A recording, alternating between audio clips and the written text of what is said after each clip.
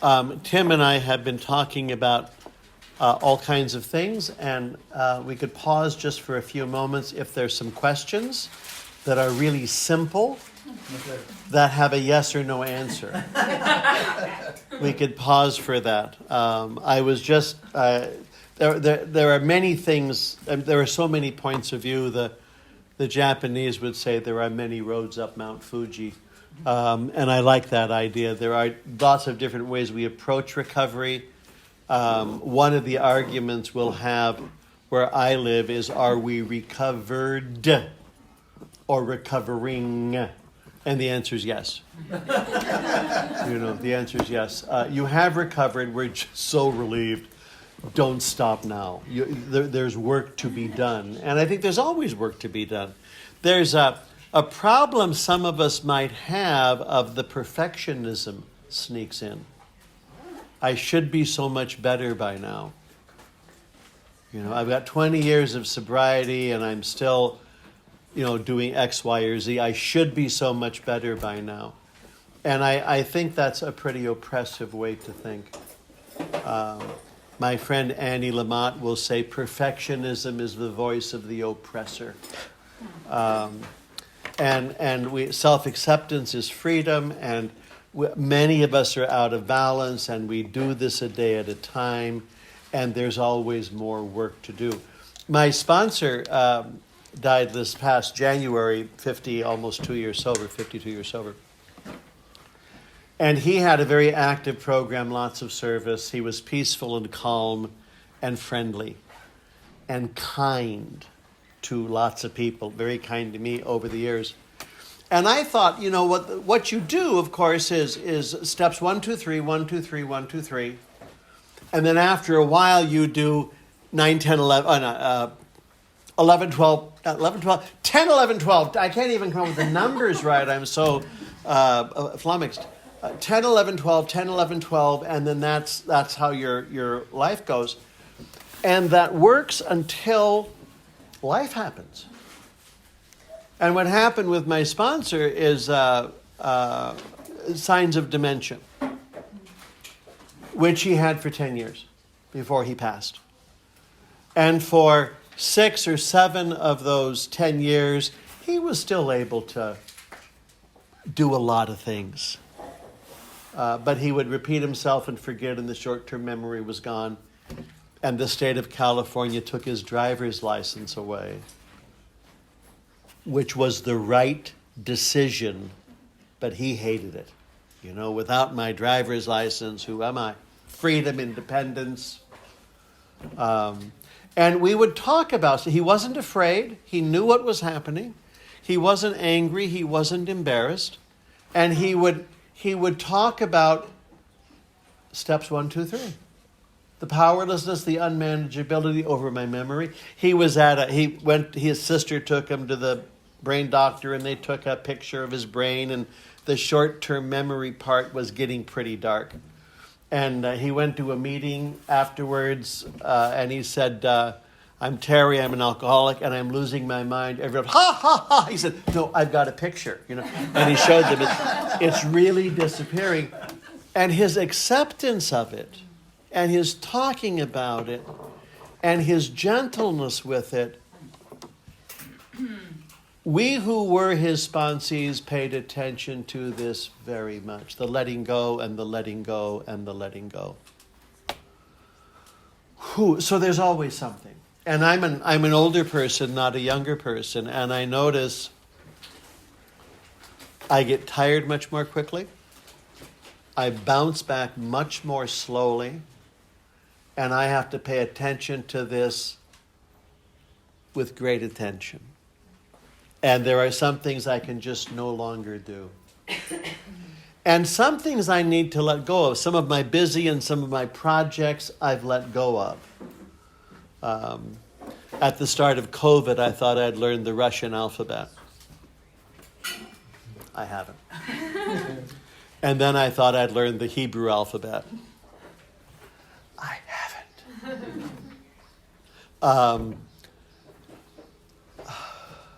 So I talked to Terry about this, things he's let go of. He was still able to function as a priest in terms of ceremony, and but someone had turned the pages in the book so he could follow it. But he was able to until he wasn't able to do it anymore. But he was very free, and I told him I'm letting go of some things because of energy and time and age.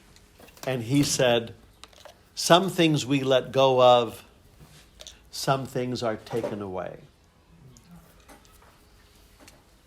And I wrote that down. As an older person talking about recovery, one of my friends, he doesn't like public speaking, but he writes books. His name's Jim H. He's also a sober Jesuit. And he's wrote a book on recovery and aging. Because it's not like you're 35 years old. It's not like you're 50 years old, you know. And one of the men I live with, who's full of common sense, he just turned 85, and I was having a vulnerable conversation with him. And I said, have you noticed a difference between 80 and 85? And he simply said, oh, yes. So, powerless, unmanageable, life changes.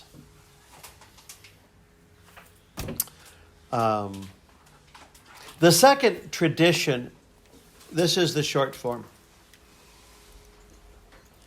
For our group purpose, there is but one ultimate authority, a loving God, as he may express himself in our group conscience. So, authority, group purpose, God stuff. The short form is longer. For our group purpose, there is but one ultimate authority, a loving God, as he may express himself in our group conscience. Our leaders are but trusted servants, they do not govern. Now, why is the short form of the second tradition longer than the long form of the tradition? And I think it's very practical. They know that at meetings we're always going to read the short form.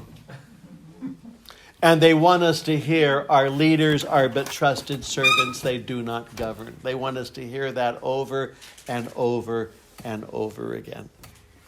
Service positions, not power positions. So I want to talk for just a few moments about conscience. But before that, questions. Are there any? If not, it's just fine. But if there's something you'd like, we'd be happy to respond.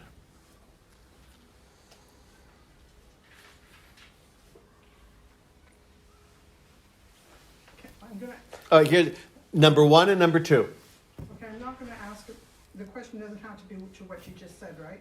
Anything. Okay, so really, basically, Tim, you've made jokes about things that about applying about shame, and I'm wondering about shame because I think underlying most addictions, people have shame, and I'm wondering, does program heal shame, or does one have to work on shame specifically, and do the 12 steps on shame? The questions about dealing with shame and the program and recovery. Oh, shall I go on this one? It's addressed to you. You're free to comment on it. You see, you're free to go. I'll correct him.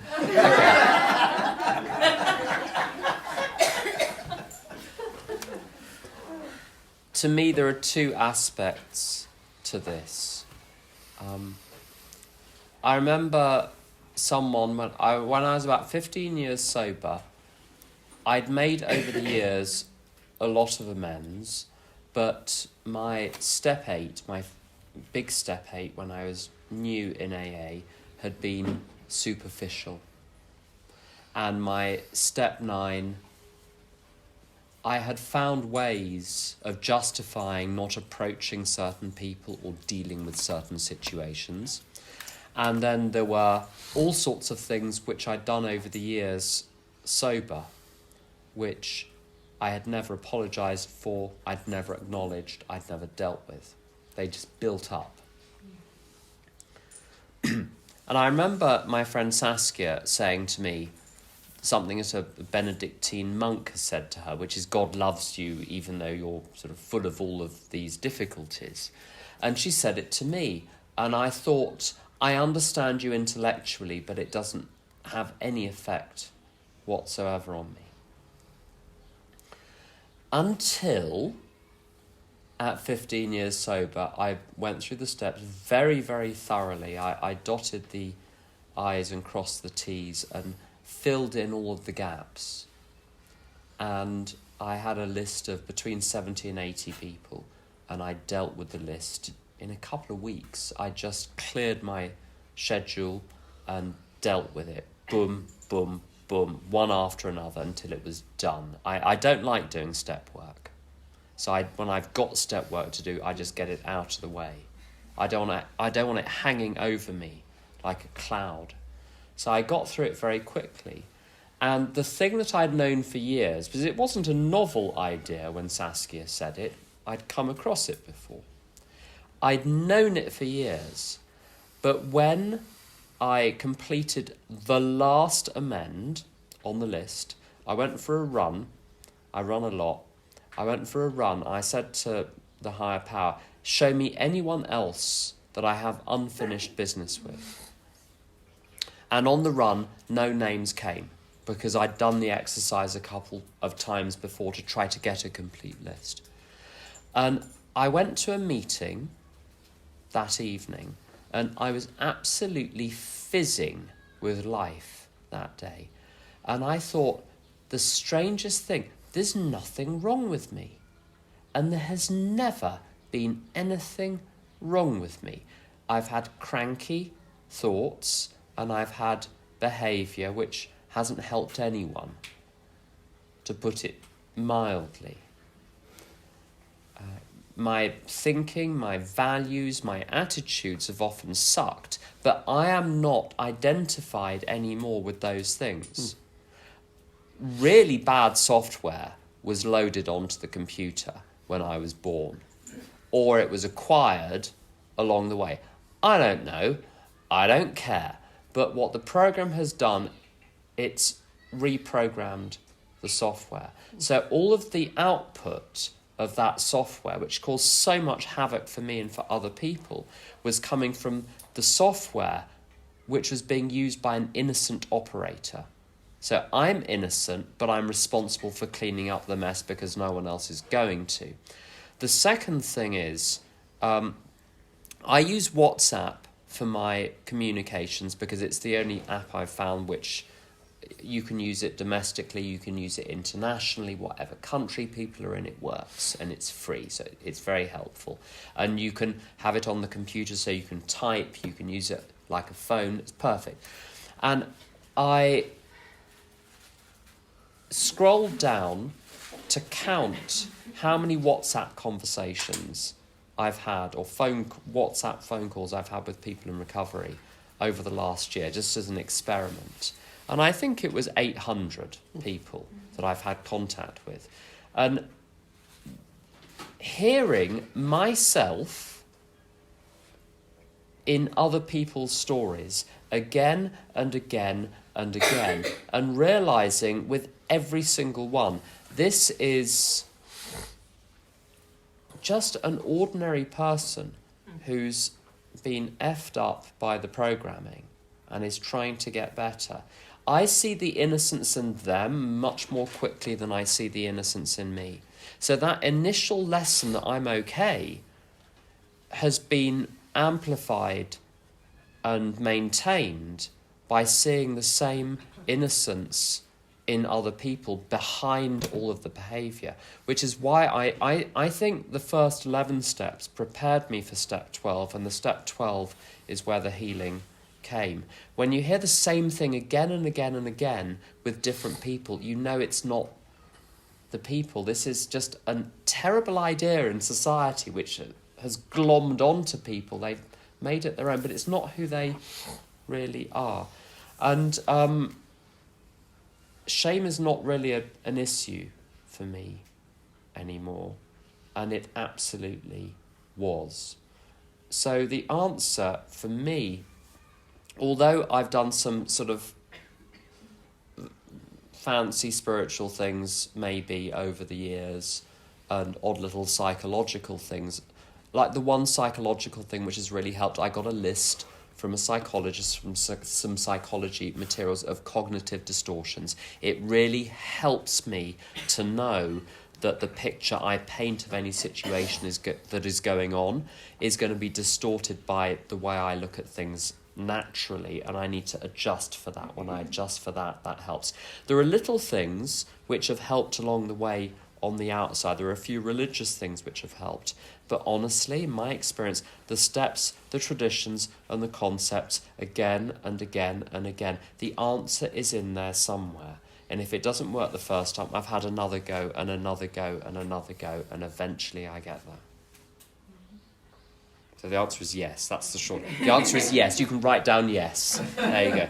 Does the program help with shame?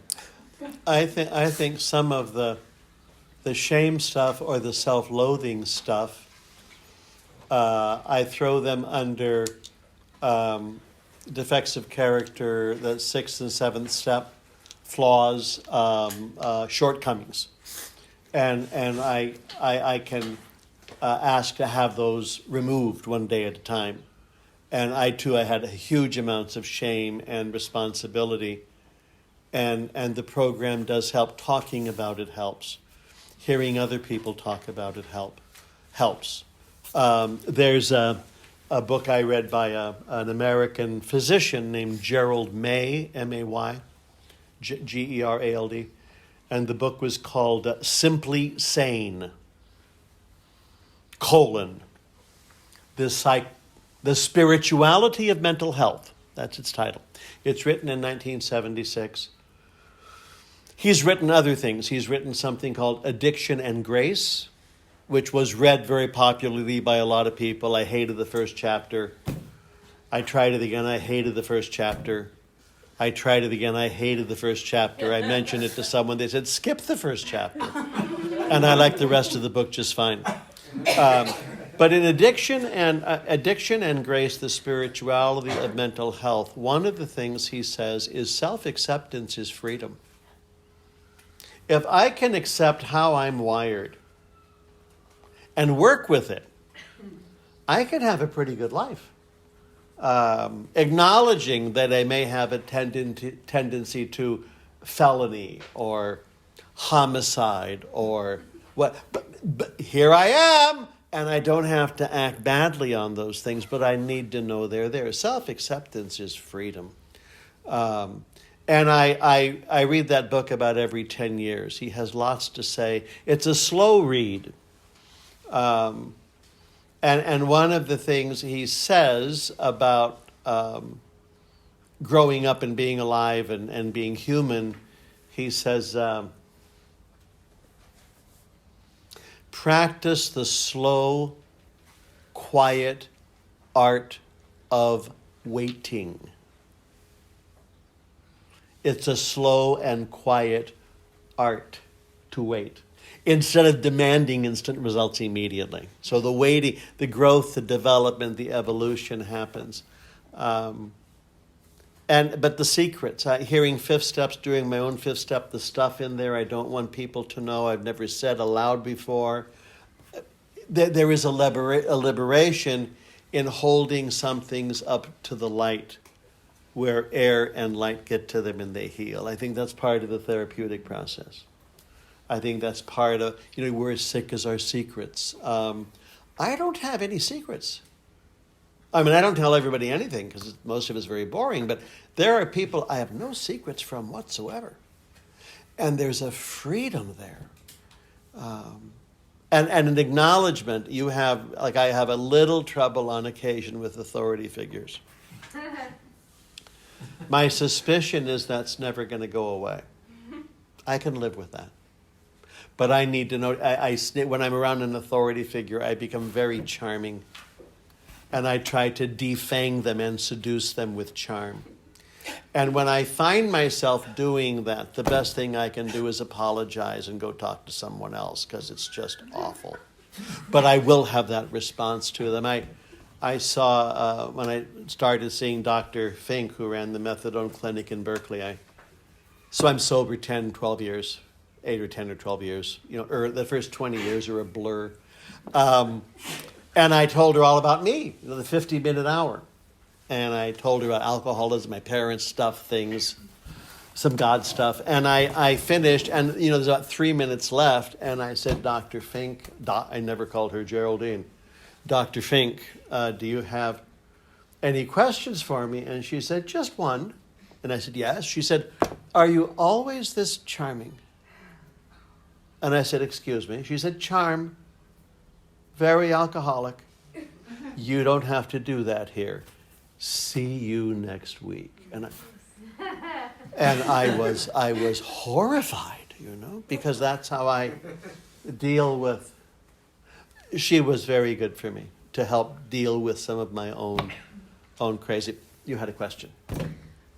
I'm Badia. I'm an alcoholic in Al-Anon. Thank you for being here. Thanks for giving this session, and everyone who's here. Thank you so much. It's really nice to be here. You mentioned something about the common welfare and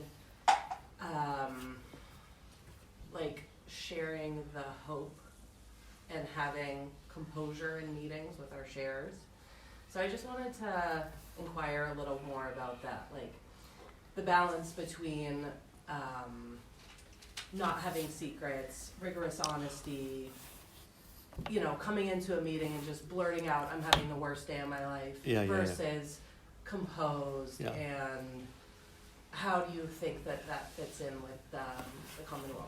So the questions on the common welfare and going to meetings and talking, especially if you're in crisis or things are out of balance, and how, what's the word I'm looking for? How unedited you must be. I mean, can I just vomit at the meeting that or do you always have to look so serene and I'm just a perfect picture of mental health? Well, there's a combination of things there. One, at meetings, I want to be able to tell the truth. It's also true that some things are nobody's business. See, there's a paradox there, right? And I want to be able, to have something to do with my sponsor, if not my sponsor, a couple of people I trust a lot. I might want to work out some of the details with them. But I can say, we share in a general way, and I no longer usually say I have good days or bad days, but some days are really long. And I can say, today's really a long day. Or I've got a lot of fear up. I did mention at my home meeting that I mentioned yesterday I had a very calm, peaceful fantasy of shooting myself drunk at an AA meeting, which is an indication that perhaps I'm angry. Now, I shared that at a meeting just very calmly, and no one had to run up. I just said, this happened, just so you know, and I don't want the secrets. But if I were planning on shooting myself during the meeting, I don't know if I would talk about that with the gun on the table, So something sharing. I think safety is important at meetings, and some things are no one's business. I think some topics are too explosive. A lot of sexual stuff might be too explosive for people. I know at some of the S meetings for relationships and sexual stuff and romance stuff, some topics are really not for common, people get triggered and wild. And not everyone is at a meeting for purposes of recovery. There are some sociopaths that come to meetings, looking for the bird with the broken wing. So that's important too. I don't think medical things should be talked about at a meeting. Should I be taking medication? And all these people without a license will tell you I don't think that's a topic for a meeting. I also sometimes I'll say Alcoholics Anonymous is not Christian Science, and if you need medication, you should take medication. And then I have a short talk on that I can give, but it's not me and God and diphtheria. What could go wrong? You might need some meds to get through this. I had a guy with strep throat. He was just so sick, and he was doing the third step prayer on it. And I said, keep doing step 3. I'm driving you to the emergency room, which is where that got taken care of. So there are topics. But I want to be... Here's what Clancy said. Clancy, who was a big tree in the forest, sharing at a meeting. If you're at an AA meeting, mention that you drank. If it's an OA meeting, talk about the 12 loaves of French bread. If it's a gambler's meeting, talk about the horse. Mention why you're there. That's number 1. Number 2, talk about a recent or current problem so people know you're real. I haven't had a bad day since I turned it over is horseshit. And no one believes you. And if they try to be like you, it's a death sentence for people. Most of us have at least some complication with family or health or anything. Anyway, talk about a recent or current problem. And number 3, talk about something for which you're grateful. Now that can be a 5-minute share, a 3-minute share. I like the time the time limits on things. And the little bell is nice. People also use an egg timer. They'll do that. And I'm the timer at the old timers meeting in Oakland, and I use this. And when they reach their 3 minutes, I go, time! That's what I say. Which some people think is very rude, but I think it's nice and clear. So, I wrote down 4 things on this. When I was very new... Okay, so I spoke at an event, an AA event, a couple of weeks ago. And I talked on the topic, amongst other things, of troubleshooting in sponsorship. So the types of difficulties that get presented to you when you're a sponsor and how you handle them.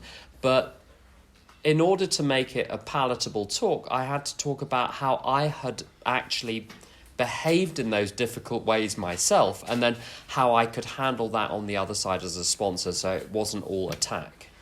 It was, no, I was like this is how other people handled me, and this is how I can handle those sorts of situations. So I painted a very lurid picture of what I was like when I was new, and I was violent sometimes.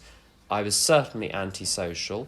I hostage took meetings with complex, detailed expositions of bad things that had happened to me as a child for 20 to 25 minutes at a time. And I presented these stories, and there was someone in the room who was sort of smiling wisely at me, and this is at the convention. This person who was smiling wisely, he came up to me afterwards and he said, I remember you from 1993, and he named the meetings. It was the same meetings. He'd remembered the right person. He said, I'm amazed you're sober. And I said, well, I'm a little embarrassed sharing those stories because it's such a long time ago and I don't want to misrepresent or exaggerate. He said, oh, you weren't exaggerating. Quite the reverse. And people came up to me, actually, quite rightly, and said, I don't think you're doing yourself any favours sharing the types of things that you're currently sharing in a meeting. A lot of people that come into recovery early, and this is a controversial topic, but I'm going to go with it anyway, they didn't have intact childhoods, shall we say. So things happened too early. They got introduced to types of physical act before they were ready. And it becomes the way, it was true for me, it's true for other people, became the only way of interacting with the world was to use the vulnerability to form very intense relationships which become physical very quickly. And I've seen this again and again and again in men and in women, and people who are very, very confused. And I've got a friend who worked as a clinical psychologist for many years, and I'm gay and I sponsor gay men and straight men and gay women and straight women and everything in between. She sponsors some young women, and there are conversations that we have about how we dress at meetings and why. So not dress code, but this outfit, who is it for? What am I trying to do by dressing like this? When I'm sharing the very explicit stuff, why am I doing it? I was very exhibitionist, and I carried over that exhibitionism into my sharing. So I've learned to be specific without being explicit, and to keep the focus on the point about the program that I'm trying to make and illustrating it with a reference, rather than it all being about my story as though I'm doing my step 5 in the meeting, which I don't find that helpful. So a couple of other points. There are some people that can occasionally be predatory in the world of 12-step recovery. And so having a certain boundary around oneself, I find very important. Third point, if something is happening right now, I'm very careful how I talk about it, because how I talk about a current problem becomes the narrative that I then run with. And if I talk about a problem where I haven't fully understood what is going on, but I'm telling a room about it, it then becomes the story and can become very difficult to dislodge. So I'm really careful about sharing unprocessed, ongoing stuff, or very, very new stuff when I don't not all the data are in, 1% of the data are in.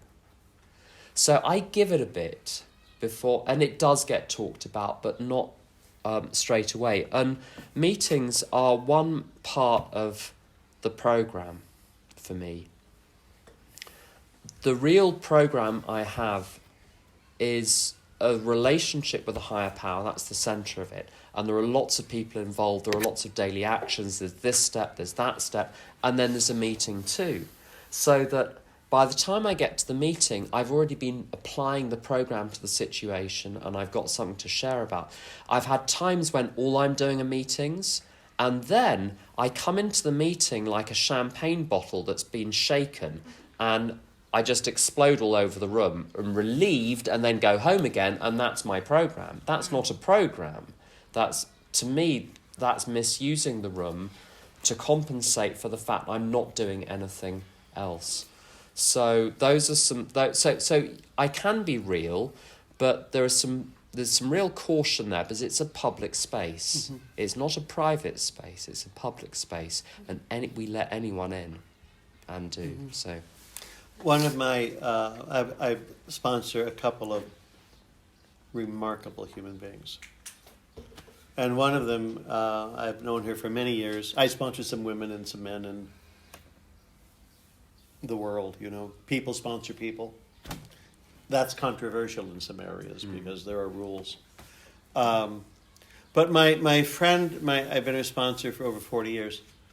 Polio as a kid, lots of different things going on, and some terrible abuse, and she was a cutter. Okay, so this is when I was in school studying at Berkeley, theology and pastoral stuff. I read a monograph on people who cut themselves. That's what I knew about it. I read a paper once. Anyway, she comes 5 years sober, and she's a very guarded person, and very private.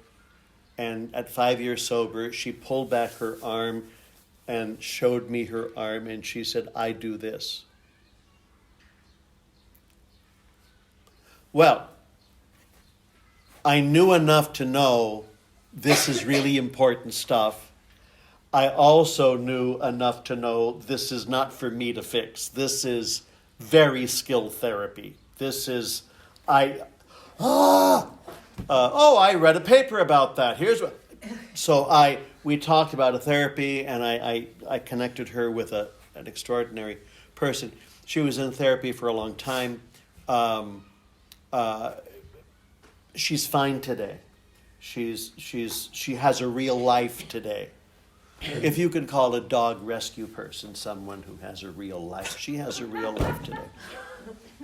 But we're at a meeting, and she's still very, very privatized. She sits next to me because I'm safe, and she was very nervous about everybody else. And she sat in a place where no one could come up behind her. So that was just fine. And a woman was sharing, and the woman mentioned, as an aside, as this is a delicate topic, that she used to cut herself. Just a brief reference, and then she went on. And at the end of the meeting, my friend turned to me and said, "Did she say she used to cut?" I said, "Yes, she did." And then my friend said, "Do you think I could talk to her?" And I said, "I think that's a really good idea." So she went up, and they exchanged numbers, but I'm sure for the person sharing, it was just an aside. But it helped save my friend's life. You know? Now, she didn't go into huge detail on the delicate cutting, but sometimes you say something and you don't know who hears it. An aside comment, and it becomes a life-saving comment for somebody. I remember at a meeting mentioning that I was having all kinds of difficulty with prayer. And someone was shocked that a priest would have difficulty with prayer. You haven't talked to many priests yet, have you? Everyone has difficulties with prayer that I know.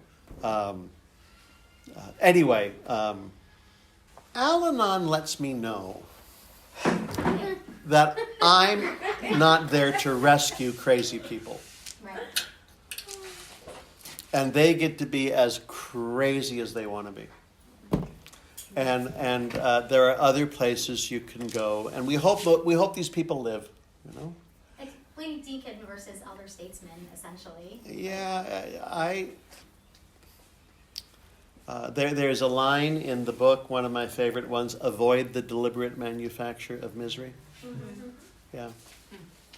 There's a British comedian called Tommy Cooper. I think, there's one person in the room who knows who that is. And one of his jokes was, he said, "I went to the doctor and I lifted my shoulder and I said, it hurts when I do that." And the doctor said, "Well, don't do it then."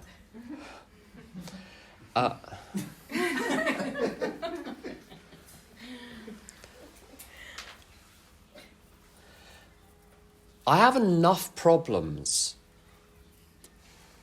We had to get a bus here. That was enough of a problem for me for one day. I do not want to deal with other people's problems. You know what I mean? If there's a group over there that has a problem, I haven't got... There's a novel by Nikos Kazantzakis where this kid goes to see a monk, this old monk on top of a mountain, and he asks the monk, tell me about life. And the monk says, "In the first half of my life, I fought the devil and I won." And the boy says, "What happened in the second half of your life?" And he said, "I've been fighting God." And the boy says, "Why would you fight God? You've beaten the devil, now you're fighting God." And he says, "Because I hope one day I'm going to lose." And he says, "My bones are very old." And I feel like that sometimes. There's a Swedish novel called Rita Rubenstein Takes the Subway, and the novel is about her taking the subway. We could write a novel about getting the bus today. It's okay to have a small life where there's just one thing going on at a time.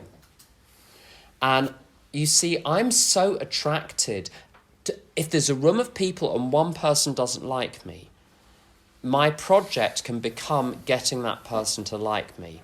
If there's a whole fellowship which is functioning well, but there's one group which is not functioning, my instinct is to go there and try to make it function.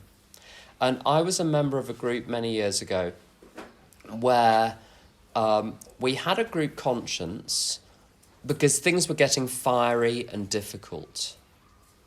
We had a group conscience meeting and we asked the question, what is this group's message? So tradition 5, each group carries its message, not the message, but its message. We said, what's the message that we want to carry? Half the room said, the programme of Alcoholics Anonymous as set out in the big book up to page 164. And the other group said, I'd just like somewhere safe to come and share. And it should be possible for the two groups of people to form a group and live and cohabit. But it just wasn't working with this bunch of people. So some of us just left and went and formed another group. And we now get on much better with the people who were our former home group members because we don't go to the same group anymore. So they do their stuff over there. We do our stuff over here. And we can still be friends. And I think that's one of the great things about AA. You have a resentment in a coffee pot. One thing about this inclusivity, I've belonged to special interest groups in the past.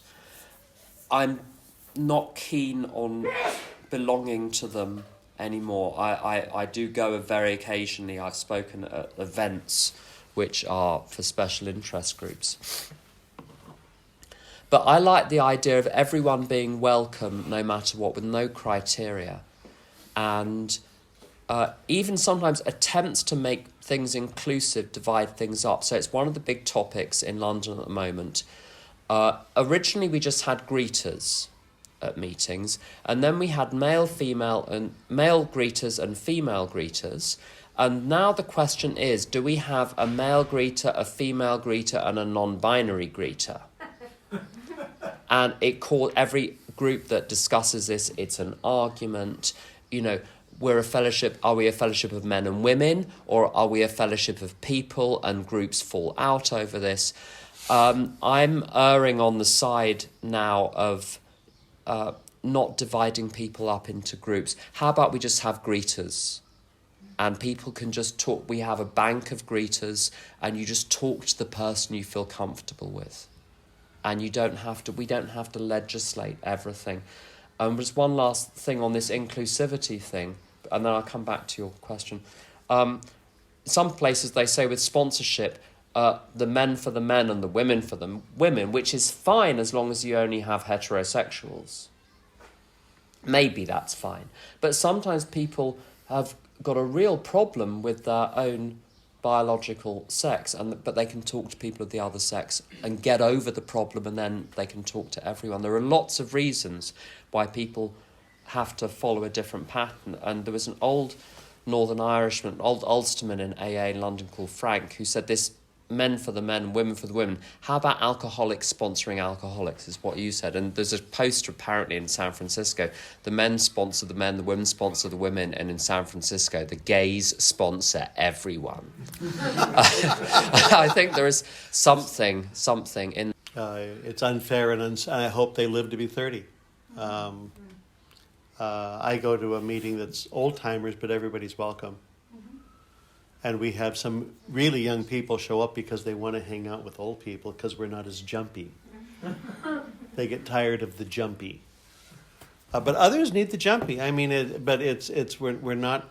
I'm not in charge of anyone else's recovery, and we really don't have AA police. Right. Although some meetings, letters would go to New York with this is in the 40s and 50s.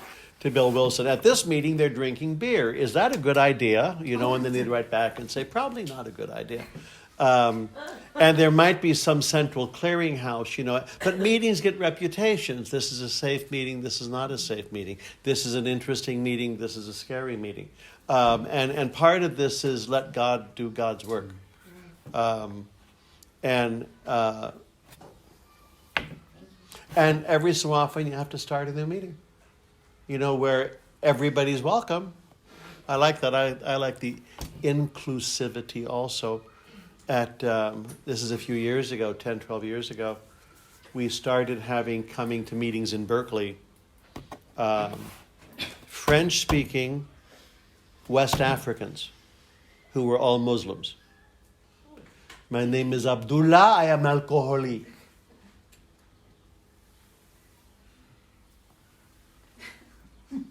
What do we do? And Jewish members of the fellowship went over and gave them their phone numbers. I said, okay, this is going to work. This is going to work. And we hope they stay sober, but that whole culture. But it's the welcoming, and there was a meeting in Las Vegas.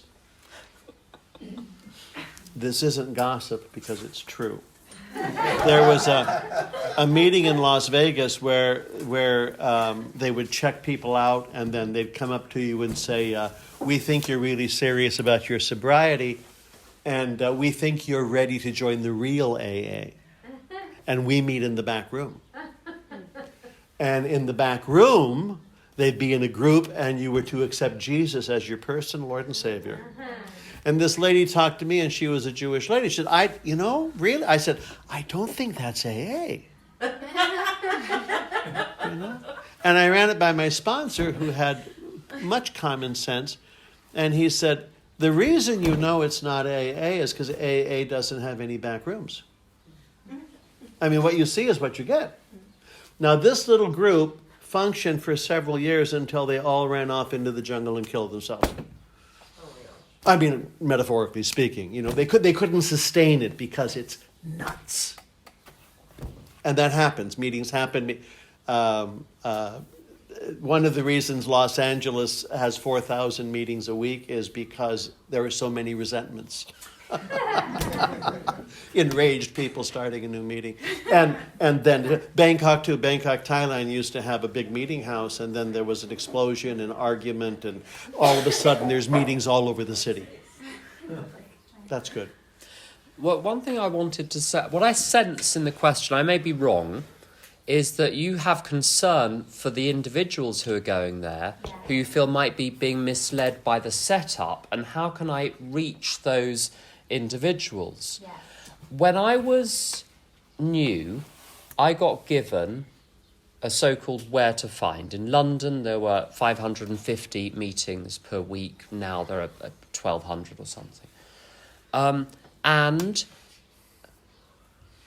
I understood I was allowed to go to any of them. And so if I didn't like it somewhere or wasn't getting what I needed, I don't know about anyone else, but with my addictions, I'm pretty resourceful. I've found ways of acting out in cities where you're not supposed to be able to find ways of acting out. I just know how to do it. In Asian cities, it's very simple. You go to the old, where the English colonial quarter is, very run down.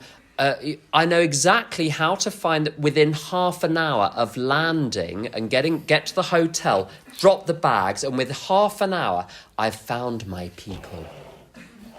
I know how to do it. And so I know how to do that in recovery as well. When I'm willing, I'm resourceful, and nothing is going to get in my way. Now, when I've tried to get into a bunch of people or an individual who I think is, if only I explained it carefully, then they would understand. People are self-selecting in their groups, I think. And there's the story, this is why it doesn't work trying to tell people. There's a story about a man who goes into a bar and he sees a man there at the bar with a banana in his ear. And he says, "Excuse me, sir, you've got a banana in your ear." And he says, "What?" "No, sir, you've got a banana sticking in your ear." And the man says, "What?" So he tries again, "You've got a banana in your ear." And then the man says, I'm sorry, I can't hear anything you're saying. I've got a banana in my ear.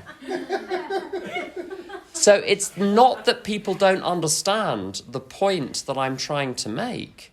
They've already heard it, but they're not ready for it. Or that's the path they need to go. And so the way I live now, if I presented the way I live now to the way I was when I was 1 year sober, I wouldn't have bought it. When I was 7 years sober, I needed to find a new sponsor, and I found someone called Peter, who was an organist, a church organist, and he was incredibly placid, and his placidity freaked me out. I couldn't bear people who were peaceful and quiet. And he had a real answer, but I wasn't ready for it. I would be able to talk to him now, but I couldn't talk to him yet. So I don't pick unripe apples, just leave people to it, and it's attraction, not promotion. And encourage them to go to other meetings. I mean, you visit many different meetings, see what's there, and you'll find something that you can connect with. There's like 8 in Jerusalem. You might have to start another one. You might have to start a young people's meeting with no age requirement. And then see what happens. We'll never be Please, invited please. back. So this is a topic that I felt a lot of confusion about, because I really do value singleness of purpose. I had a sponsee who told me she thought she didn't belong in AA because she never did heroin. So, and that really shifted the traditions for me in a really serious way. I was like, yeah. And I really shifted after that. Like, I was more careful about how I identified in meetings and whatever, and what I spoke about. But here, and I wonder if this is more relevant in Jerusalem, because we do have a smaller fellowship, and I love 12-step. I've been to a lot of 12-step settings where it's with lots of people from different fellowships, and I really love that. But at the same time, I really respect the singleness of purpose. So in a lot of our meetings, we say if you don't have a desire to stop drinking, or you're not a member of AA, you're welcome, but we ask that you don't share. Right. So I've often felt a lot of conflict about this, because I'll be sitting, let's say, in a meeting with my friend in a different program, and I know that she has so much to add, or she has so much experience, and even she says, like, it's so hard for me. I'm sitting and I'm listening, and maybe there's that positivity to that also. I used to go to this old timers meeting where you had to have 8 years to share, and it was amazing because I had to just keep my mouth shut the whole time. But I just, we're in the context of the traditions workshop that we're in right now, and just talking about meetings and special interest and all this kind of stuff. What are your thoughts on people who are not in that fellowship coming and sharing or not sharing? There's a meeting in Los Angeles where you have to have 20 years to share. I mean, I spoke at it, and it's terrifying. There are some very crazy people in that meeting. Each group gets independent in lots of ways, and there's open meetings and there's closed meetings. And an open meeting, anyone can show up, and they can write their own rules. Anyone, at my open Tuesday night meeting in Oakland, anyone can share. Now, we're overwhelmingly AA, but Al-Anon people show up and NA people show up. And we don't mind that at all. It's very clearly an AA meeting, but other people do share. The meeting can determine that for itself. When I'm in AA, I mention I'm alcoholic. I also mentioned it, and there were other things going on, but that's not the focus. NA, anyone can share. Any addict can share it in an NA meeting, and that's why NA can save lives in ways that AA sometimes can't. And so that's nice to have NA as a safety valve for people. If they just need a safe place to go and they're crazy and they're wild on sugar, but the alcoholics don't think I'm sick enough. Go to an NA meeting and they'll understand you just fine.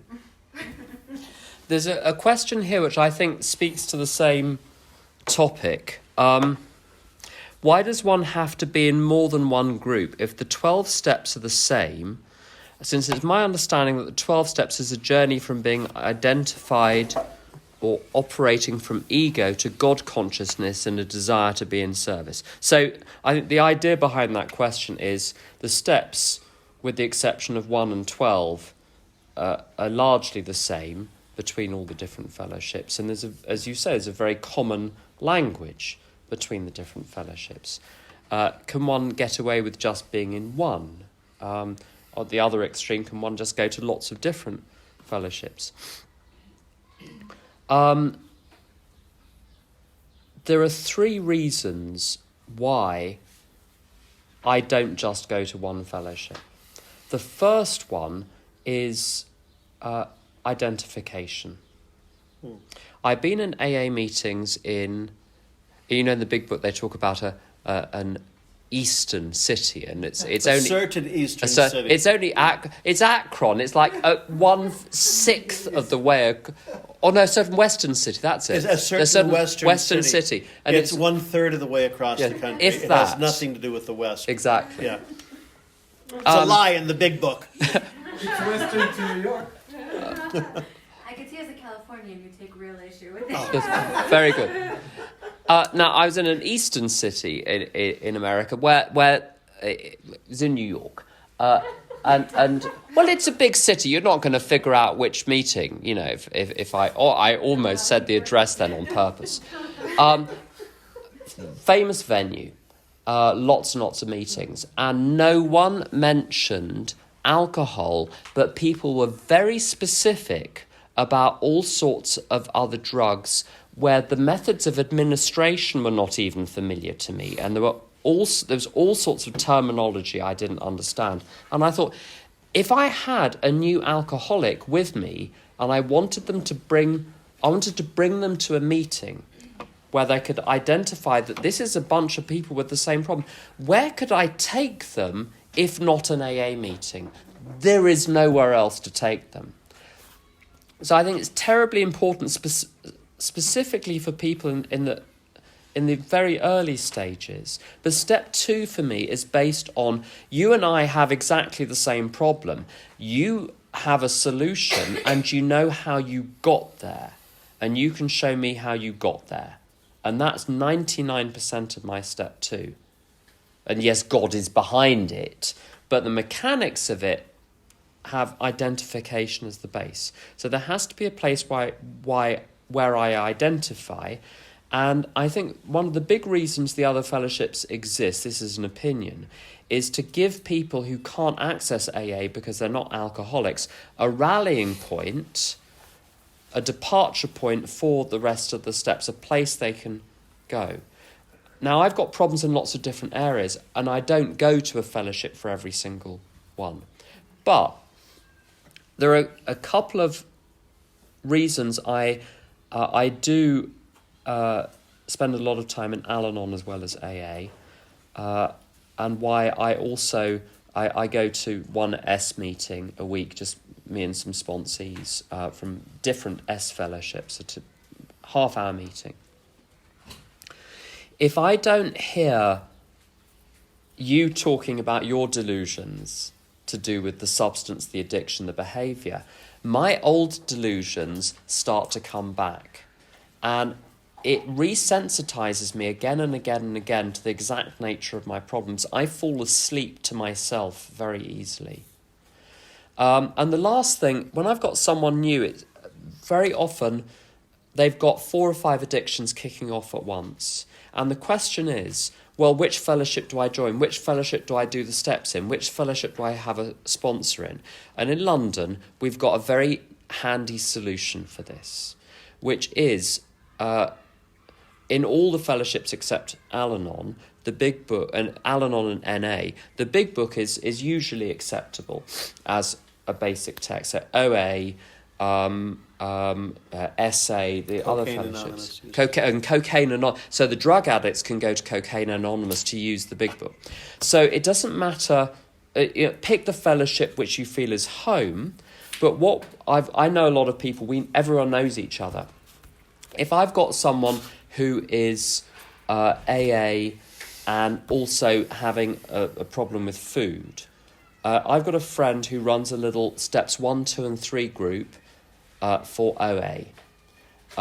So they don't have to just concentrate on the alcoholism, and the food will have to wait, because my experience is with sponsees who've got food stuff, if people are acting out if people are not eating, or if they're acting out on the food, it blocks their ability to do the work. There are also same with certain other behaviours as well. And so what we tend to do is you have one sponsor, one fellowship, but you go and do steps 1, 2 and 3 in the other fellowship, and then it kind of all merges at step 3 and you get on with step 4 with one sponsor. And particularly with things like food plans, bottom lines in the S fellowships, and the different, if it's SLA, the different circles in SA, it's much simpler. To get some really basic practical stuff, so that, you know, the kids need to be told, don't have the app on your phone just in case. Just delete the app. And there are people that they can be accountable to about deleting the app in the S fellowships. Having people who are 23, 25, 27, who are trying to recover from sex addiction in a city which lives on sex addiction, you need peers. You need people who are going through the same hell as you at the same time. So I don't think it's a matter of you pick a fellowship and then you ban yourself from the rest.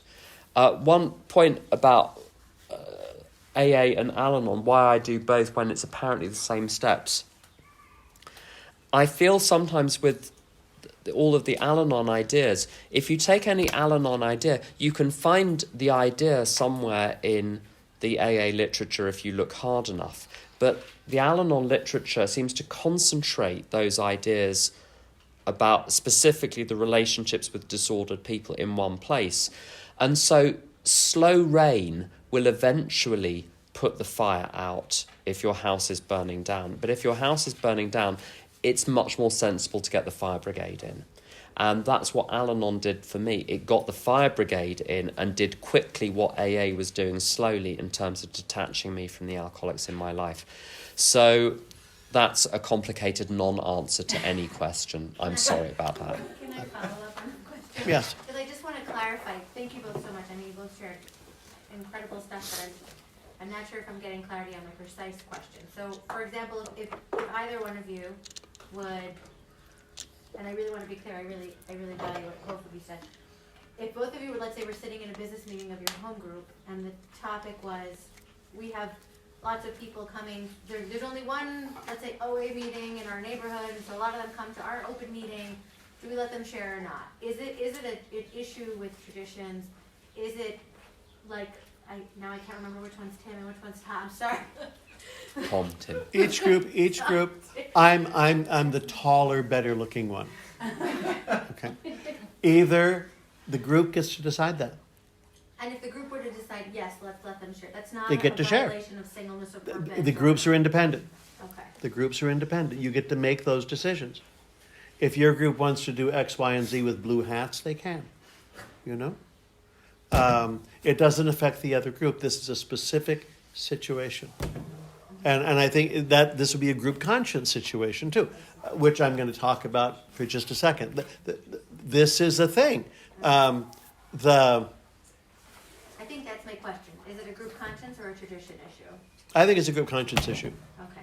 Okay. And I'm sure there are people who disagree with me, and they can. But I would do a group conscience issue. Yeah. But can I just comment on the language there? A tradition's violation. I know it's what we say. So it's the language that we use about it.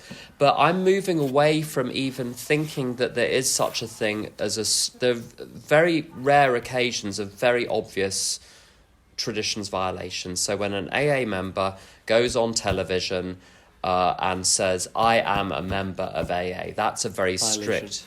Yes, that's a very strict... But lots of other things, it's not a matter of this is violating a tradition or this is in accordance, because most situations involve the application of lots of traditions at the same time, and which argument wins depends on how much weight you give to a particular tradition. So, because you see the thing as primary purpose. If the primary purpose is to recover, if that is best furthered by hearing from, let's say in an AA meeting, hearing from some Al-Anon sometimes, that can be really helpful.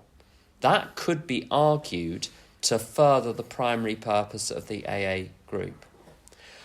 So one's got to be a bit careful, but there are such strict violations that most things are a matter of judgment, and the group having to try it, and they see, and then they discover through experience whether it's like with the other group, the young persons group. Try it, see, does it work, doesn't it? If it doesn't, you can have another group conscience. Mm-hmm. Okay.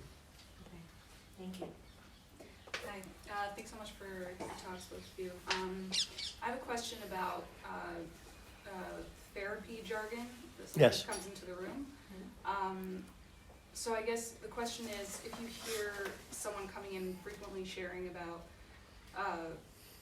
really things that are related to therapy and, you know, like inner child, all that kind of stuff, is there room to lovingly point it out to someone, and if there is, how would you do it? Question concerns using therapeutic language at meetings, and how crazy does that make anybody? I guess that's the...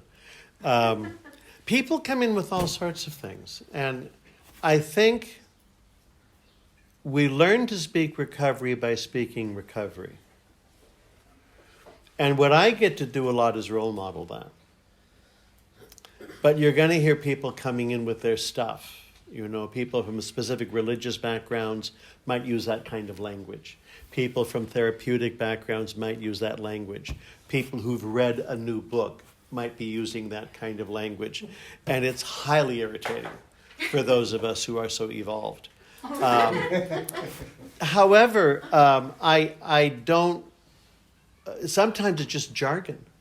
You know, what are you talking about?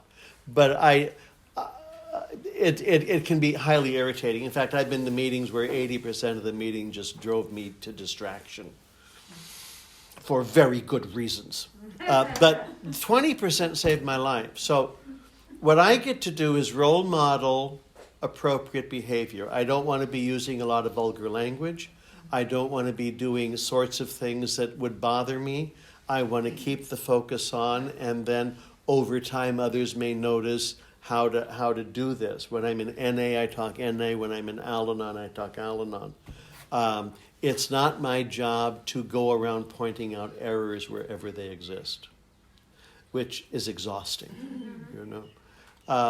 But some people, they just presume. I did a group. It was an adult child group in Florida many years ago, and we didn't connect because they were using an awful lot of language that I just don't use, and they wanted to tell everybody. They wanted to grab you and look you in the eye and say, "You are a beloved, precious child of God." And that just makes my blood run backwards. It gives me the creeps. I find it offensive. I find it jargony. I find it psychobabble. Leave me alone is my response to that. However, some people seem to find it very helpful. Not me. And inner child language doesn't work for me. I don't use it. Seems to help some others. So there's a question of tolerance, also precision and focus. And I don't think it's fair to expect newcomers to know anything about how we proceed. So lots of people will come into like an AA meeting. I'm an alcoholic, I'm an addict, I'm a food person, and there's a long list. Well, we don't do that here. Well, I hope they learn that in the next 5 years. You know, and we have and we focus, and it's attraction, not promotion, and avoiding fistfights in the parking lot. But I want to be careful with my own language too. And but some people, in California, we have such psychobabble about so many things. And some people, I've done one-on-one with some people, and they've talked for 5 minutes, and I'll stop and say, I have no idea what you're talking about. Are you angry or are you sad? Whoa, what? Can we use simpler words? You know, it's speculation and existentialism and so forth. And I had a guy coming in who wanted to talk about past lives, and I said, I have... You're boring me to death. I said, go talk to someone else. Yeah. So I have limitations, I guess. Just a couple of points on that, and then maybe have a break after that, do you think? A lot of my recovery has been about untangling my language. Because to learn to tell the truth, I've had to peel away all of the jargon and the shorthand and the poetry and the metaphor and the medical language and the psychotherapeutic language and the codependency terminology, the family of origin terminology, all of the other ologies. I needed to get rid of the ologies and just start using ordinary language to tell the truth. One of my favourite lines was, "I've been abandoned." And someone said to me once, a military post can be abandoned, an infant or a child can be abandoned, a pet can be abandoned, someone who is incapable of looking after themselves can be abandoned. But you're an adult in your mid-30s. You haven't been abandoned, you've been left. Someone made the choice they would rather spend time somewhere else with someone else. And there was one situation where I said to my sponsor, I guess I just have to be more spiritual and I just have to accept that this person is at the stage of their development.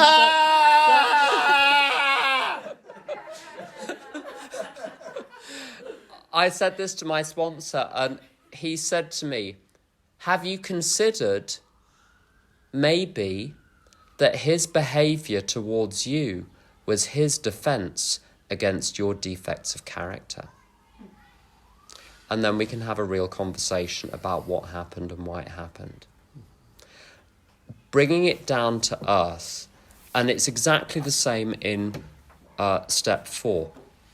Where in the second column of the resentment inventory, I want to look at the facts of what happened. And a really good example, it's my favourite example, my old friend Ivana, she had on a step 4, and she doesn't mind me telling this story, a boss who, she's always putting me down. She's always putting me down. What it was is her boss, who is 30 years more experienced, would present alternative views in business meetings, the purpose of which was for everyone to present alternative views. So the facts of the situation were very different than the story. And with all of that jargon, I've used it as a way of avoiding the facts. But that can't be forced on anyone.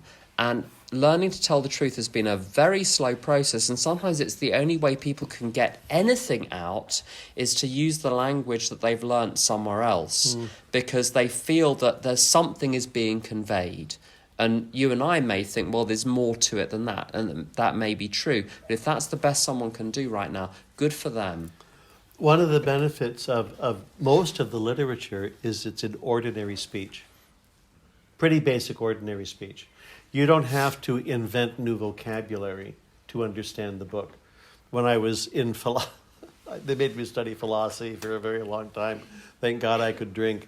But reading Kant's Critique of Pure Reason, he invents entire categories to help explain things. Sigmund Freud invents all kinds of categories to explain. You have to learn a new vocabulary to have a discussion. And one of the things about much of the program is it's an ordinary speech. And I find that very, very valuable. Also, as a church person, let me tell you, it's very easy in church stuff to get very lost in jargon. And I have no idea what they're talking about. But it's biblically referenced, and therefore don't ask questions. And I have no idea what they're talking about. Perhaps this happens in synagogues too, I suspect. But it gets too flowery, it gets too abstract, it gets too remote. And the fact is, some of the most profound spiritual knowledge I have in the program for self-care is don't get too hungry, too angry, too lonely, or too tired. The crisis is some of us need to pee. Let's take a break.